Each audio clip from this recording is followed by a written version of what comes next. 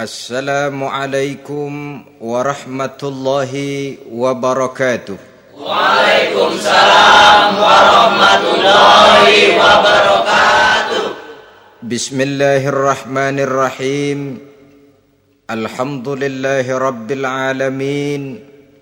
Wassalatu wassalamu ala ashrafil anbiya'i wal mursalin. Sayyidina wa maulana Muhammadin wa ala alihi wa ashabihil mujahidin at-tahirin. Amma ba'du, subhanaka la ilma lana illa ma 'allamtana innaka antal alimul hakim.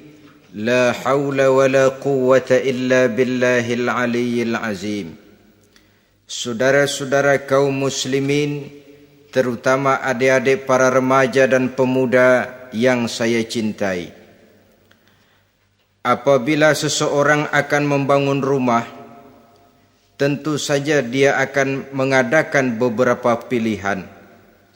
Sejak dari memilih lokasi di mana rumah itu akan didirikan, sampai kepada menentukan bahan-bahan kualitas yang akan dipakainya, sampai kemudian kepada wujud dan bentuk rumah yang akan ditinggalinya. Demikianlah bahwa untuk membangun sebuah rumah yang hanya untuk menaungi kehidupan di dunia ini, kita mengadakan berbagai macam pilihan. Apalagi kalau kita akan membangun sebuah rumah tangga yang kita harapkan tidak hanya akan menaungi kehidupan di dunia ini, tidak hanya untuk kepentingan kita saja, tetapi juga untuk kepentingan anak cucu kita di belakang hari, termasuk sampai kepada hari akhirat nanti. Oleh karena itu, pada pertemuan kali ini, saya hanya ingin khusus berbicara kepada adik-adik remaja dan para pemuda, bagaimana sebaiknya memilih jodoh menurut ajaran agama Islam.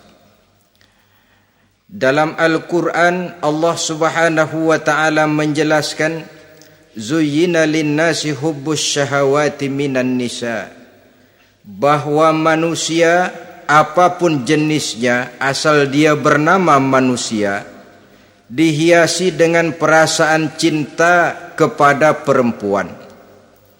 Jadi sejak dahulunya secara fitrah, laki-laki senang kepada perempuan, sebagaimana perempuan pun senang kepada laki-laki.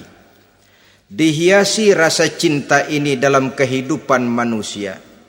Dan oleh karena adanya rasa cinta, berkembanglah segala macam persoalan. Sehingga seorang ahli cinta pernah berkata, cinta adalah 5 huruf yang membuat persoalan tidak akan pernah selesai. 5 huruf yang membuat persoalan tidak akan pernah selesai-selesai.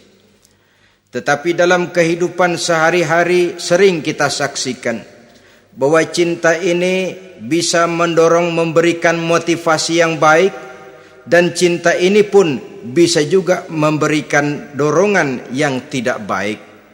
Oleh karenanya, apabila cinta itu ibarat setetes embun yang jatuh di bumi yang subur, akan tumbuhlah di atasnya aneka ragam bunga-bungaan yang harum semerbak, indah, mewangi, sedap dipandang orang, menebarkan rasa aman, damai, sentosa, dan begitu selanjutnya.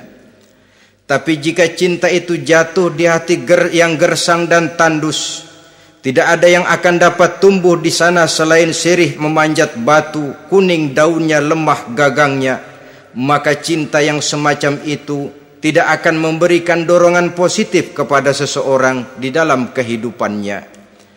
Maka lebih dahulu kita akan membicarakan cinta dalam artian yang positif ini, untuk nanti sampai kepada perempuan yang bagaimana yang harus kita cintai, atau laki-laki yang bagaimana yang harus dicintai oleh seorang perempuan.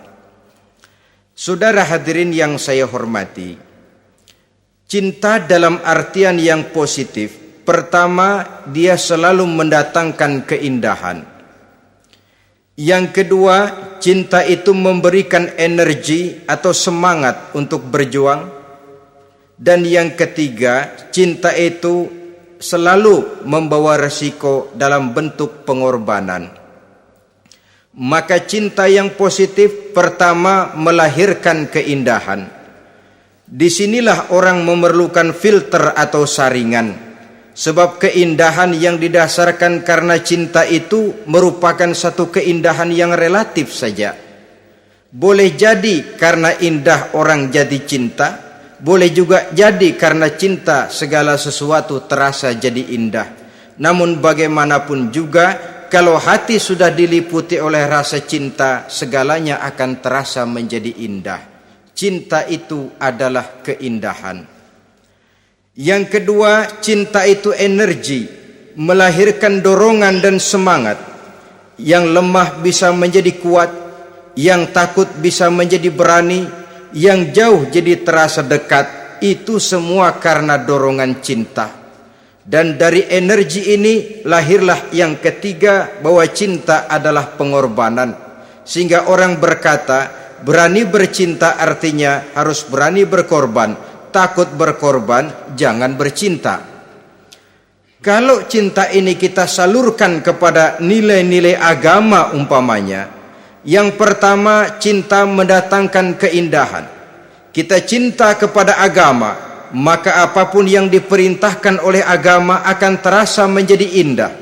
Solat akan terasa menjadi indah, puasa terasa menjadi indah, zakat terasa menjadi indah, jihad pun akan terasa menjadi indah. Persis kalau kita cinta kepada seorang gadis. Jika kita cinta kepada seorang gadis, apanya saja akan kelihatan menjadi indah. Jalannya terasa indah, lenggang-lenggoknya terasa indah, suaranya merdu padahal cemprengnya bukan main. Seluruhnya akan mendatangkan keindahan karena dasarnya sudah cinta. Cinta membawa kepada keindahan. Yang kedua, cinta itu melahirkan energi. Orang yang cinta kepada agama akan lahir tenaga dan semangatnya melaksanakan ibadah, melaksanakan puasa, melaksanakan zakat, melaksanakan solat, melaksanakan haji, bahkan melaksanakan jihad sekalipun. Cinta selamanya menimbulkan energi dan semangat. Sama saja dengan kita apabila jatuh cinta kepada seorang gadis, walaupun rumahnya jauh, katanya, gunung pun akan kudaki, lautan pun kuseberangi.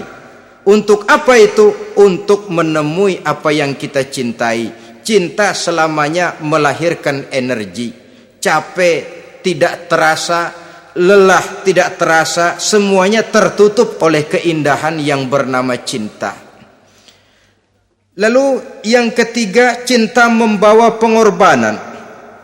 Apabila kita cinta kepada agama, maka pengorbanan terhadap apapun yang diminta oleh agama, baik itu pengorbanan waktu, tenaga, pikiran, harta, bahkan pengorbanan nyawa sekalipun, kita tidak akan berat melaksanakannya karena cinta kita kepada agama yang kita anut ini. Demikian juga cinta kita kepada seorang perempuan akan membuat kita rela berkorban.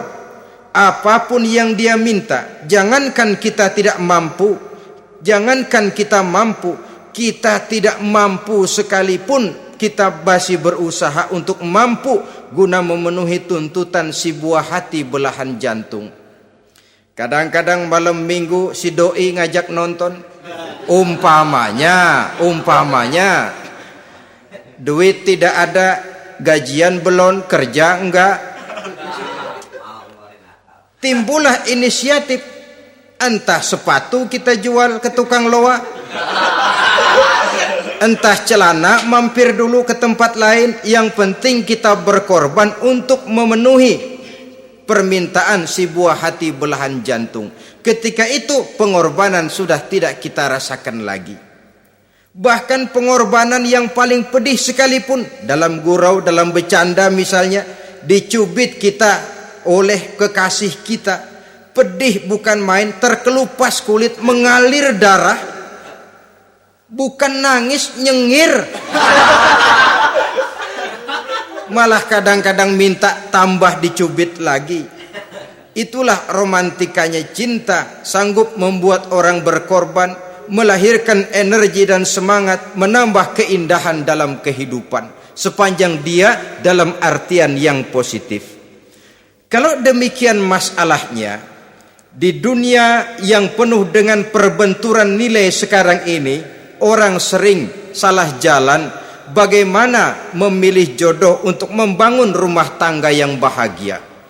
Jangan lupa bahwa membangun rumah tangga ini bukan hanya untuk 1-2 bulan, bukan hanya untuk 1-2 tahun, bahkan bukan cuma untuk kehidupan dunia, lebih daripada itu pun untuk menunjang kebahagiaan di akhirat. Oleh karenanya, memilih jodoh bukan satu hal yang mudah, bukan satu hal yang bisa dilaksanakan sambil lalu, tetapi memerlukan penelitian, memerlukan pengamatan yang mendalam. Apa petunjuk agama tentang itu? Dengan kata lain, bagaimana seharusnya seseorang memilih jodoh dalam kehidupannya? Ini tentu saja sumbangan moral buat adik-adik remaja dan para pemuda yang lagi kebingungan memilih jodoh, atau barangkali buat bapak-bapak yang kepengen nambah lagi.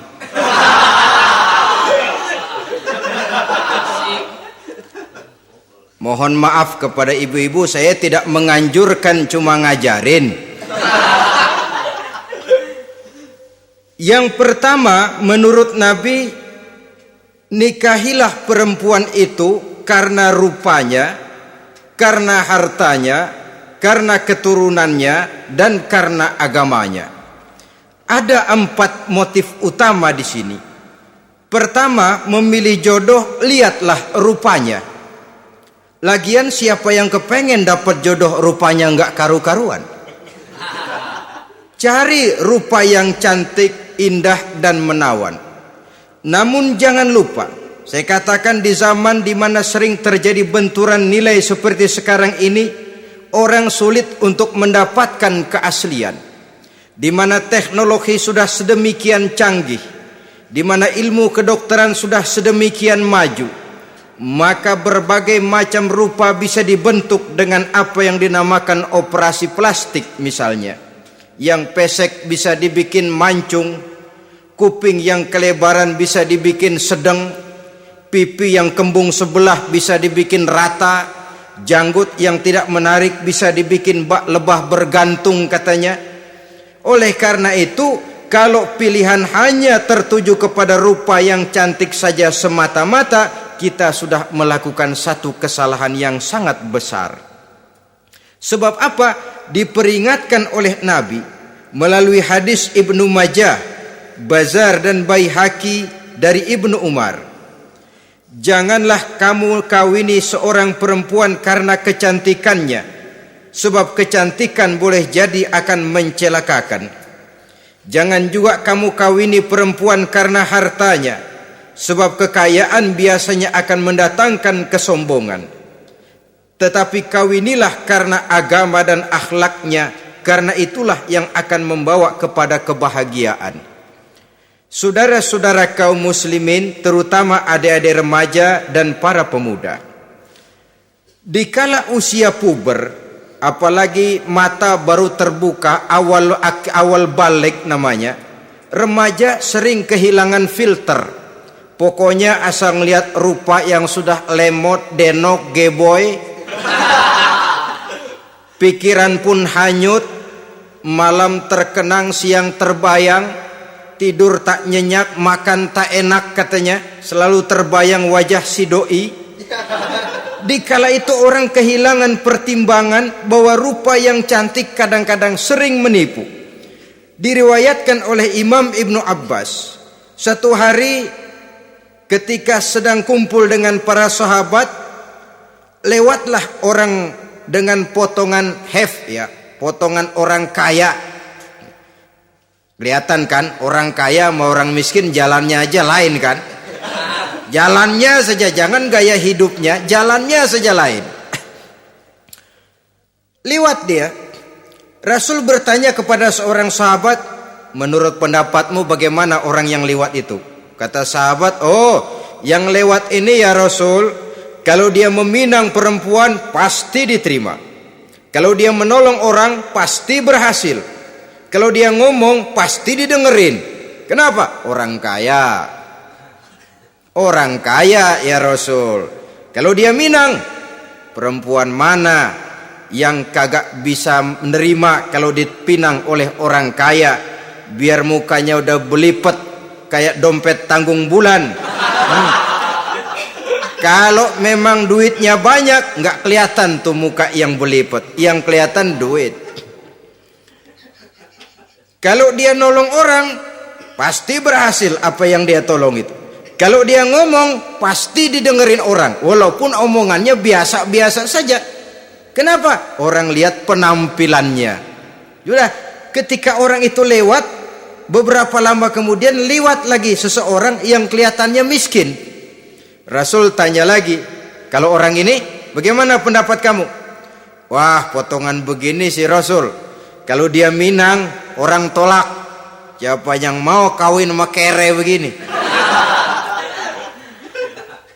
Kalau dia nolong orang pasti nggak berhasil. Kalau dia ngomong kagak bakalan ada yang mau dengerin. Siapa yang mau dengerin orang susah ngomong? Setelah orang itu lewat, apa kata Rasul? Orang yang terakhir yang lewat ini, yang barusan lewat, jauh lebih baik dari yang pertama yang lewat tadi. Jauh lebih baik. Maksud dari ucapan ini, Rasul sebenarnya mendidik para sahabat jangan tertipu oleh penampilan.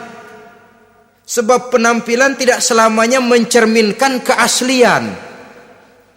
Apalagi di zaman sekarang, salon di mana-mana bejibun. Alis mata bisa dibikin, pipi bisa dicat, yang pinggir kuning, yang tengah merah, di sebelah merah ada yang kehitam-hitaman, persis orang kepentok tiang listrik.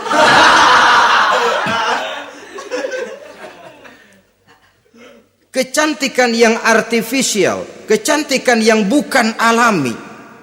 Karena itu silakan saja cari yang cantik, tapi jangan terpaku sampai di situ. Sebab kecantikan di samping dia mudah berubah oleh pergeseran masa dan pertukaran waktu, ternyata penampilan tidak selamanya mencerminkan keaslian. Lain hari seorang sahabat pernah mengadu, "Ya Rasul, ada apa? Inna imraati la turaddu yadul lamis." Ya Rasul, istri saya tidak pernah menolak tangan orang laki yang menjamahnya, mengajak salaman kepadanya. Apa jawab Rasul?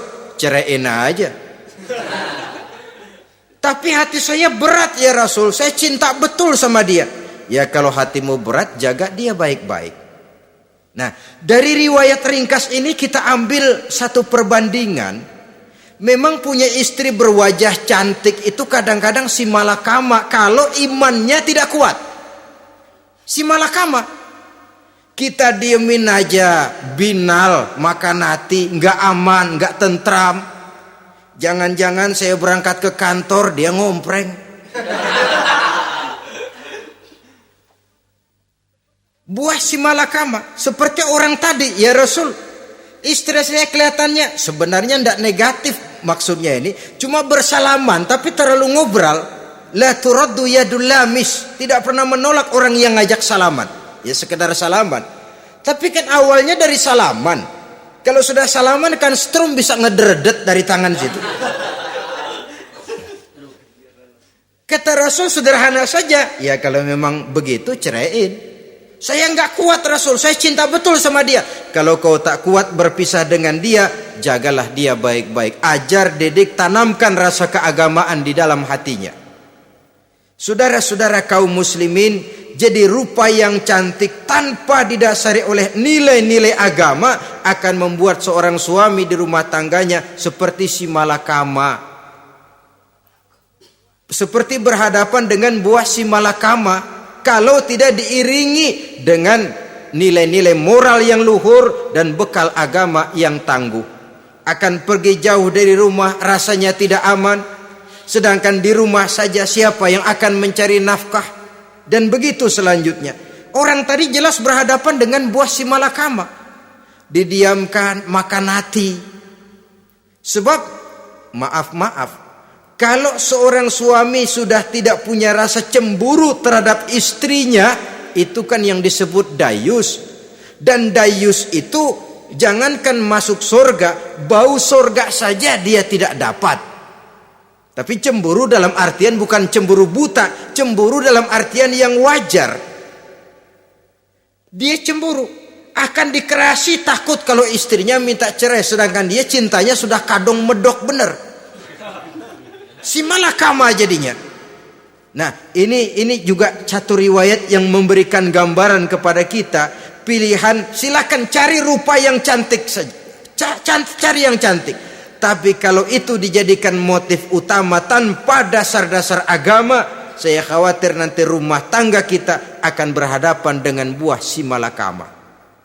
Jadi adik-adik remaja, usaha, ikhtiar, cari yang cantik, yang kira-kira nggak membosenin, supaya kita betah tinggal di rumah, supaya kita merasa ada tempat berbagi rasa, ada tempat kita bernaung.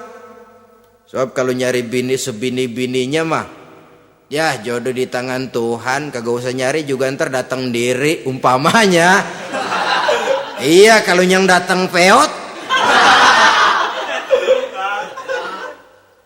Orang harus berusaha, walaupun pada akhirnya jodoh toh memang ditentukan Allah.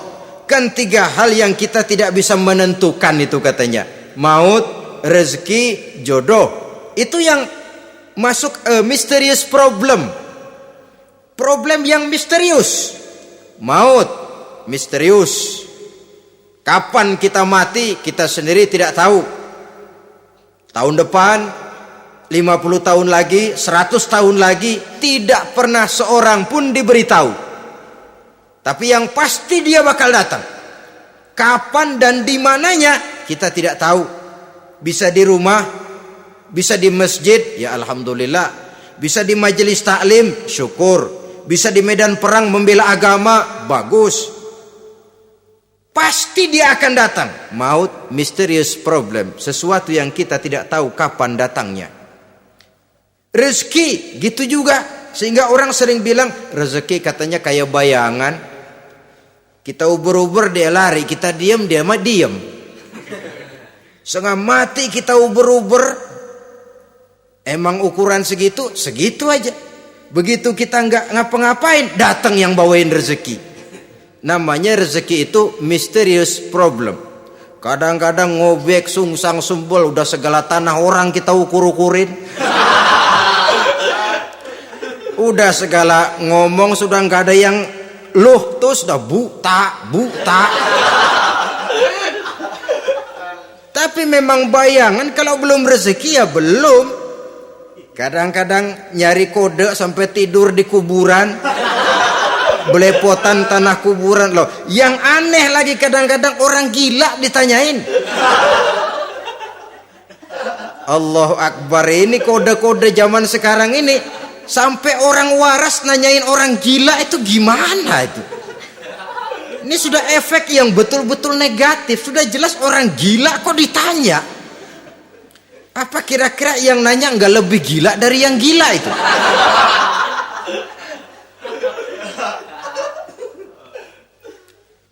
Saudara-saudara kaum muslimin, terutama adik-adik remaja dan para pemuda, jadi silakan saja cari rupa yang cantik, karena dia akan jadi tautan hati, buah hati belahan jantung, tempat kita berbagi rasa, tempat kita pulang dan tinggal di rumah tangga kita. Tapi hendaknya kecantikan rupa itu diiringi juga dengan kecantikan budi. Karena itu cari rupa yang cantik. Ini pilihan utama. Yang kedua, kata Nabi, harta, cari yang kaya. Tetapi jangan lupa, jangan dijadikan pilihan utama, karena kekayaan sering mendatangkan kesombongan. Apalagi kalau seorang pemuda mendapat istri orang kaya. hidupnya dimodali oleh istrinya, maka biasanya wibawanya sebagai seorang suami akan hilang. Akhirnya komando di tangan istri. Dikala itulah suami tidak lebih daripada prajurit yang taat kepada komando istrinya. Padahal menurut konsep Quran, ar-rijalu qawwamuna 'alan nisa, laki-laki diciptakan sebagai pembimbing bagi perempuan.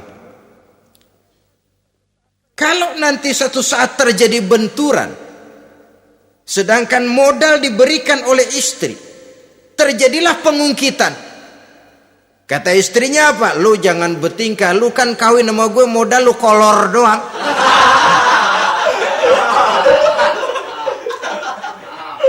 Kalau sekarang bertingkah silakan keluar rumah. Bawa seperti engkau datang dulu, jangan bawa apa-apa. Pergilah seperti engkau datang dulu kemari. Hilanglah wibawa seorang suami. Suami kalau udah digentak sama istri begitu, ngelempuruk kayak ayam sampar. Di mana lagi letak wibawanya? Harta sering mendatangkan kesombongan. Oleh karena itu, walaupun diperintahkan cari yang keturunan orang kaya, tapi maksudnya jangan dompleng. Sebab kepribadian seorang suami akan ditentukan oleh sifatnya sendiri. Keberadaannya ditentukan oleh karya dan perbuatannya sendiri. Itulah yang akan menampilkan kepribadian dia dalam kehidupan di masyarakat ini. Saudara-saudara kaum muslimin, terutama adik-adik remaja dan para pemuda, kan kadang-kadang di zaman sekarang kan kelas-kelas gigolo, playboy ya, nyari tante-tante kesepian, mejeng-mejeng di pinggir-pinggir jalan dengan harapan apa? Ya barter lah, tukar tambah. Nah, supaya dapat rokok, dibelikan pakaian, motor dan sebagainya. Tapi yang jelas hilang harga diri sebagai laki-laki, dan itu yang paling mahal. Kalau seorang laki-laki sudah kehilangan harga diri, apalagi yang bisa dibanggakan dalam kehidupan ini? Apa artinya naik mobil kalau kepala tertunduk ke bawah? Apa artinya jalan di tengah masyarakat kalau kita tidak bisa menengadah dengan satu kebanggaan? Hilangnya harga diri merupakan kehancuran awal dari sebuah pribadi yang untuk jangka panjang kita tidak akan bisa lagi berbuat banyak. Tanpa harta orang memang sulit untuk bahagia, tapi harta semata-mata bukan merupakan jaminan bahwa orang lantas akan bahagia. Saya barangkali harus berkata, banyak orang miskin yang kaya, tapi tidak sedikit orang kaya yang miskin. Saya ulangi ini, banyak orang miskin yang kaya, tetapi tidak sedikit orang kaya yang miskin. Nah, bagaimana pengertiannya? Orang miskin yang kaya, materinya sederhana, peralatan rumah tangganya sederhana, tapi hatinya kaya. Oleh karena hatinya kaya, jiwanya lapang. Sebaliknya, orang kaya yang miskin, di tengah kelimpahan materi yang berlimpah, segalanya serba ada, hatinya yang miskin. Kelimpahan materi tidak akan sanggup mengobati kemiskinan hatinya. Sehingga di tengah kehidupan yang serba ada, dia masih merasa kurang, maka dia tidak pernah cukup. Di tengah kemilauan dan gemerlapan serta glamornya rumah mewah, dia merasa hidup di tengah gurun pasir yang gersang dan tandus. Karena itu, biarlah miskin harta tapi kaya budi, daripada kaya harta tapi miskin budi. Lebih utama lagi kaya harta, kaya budi, itu idealnya.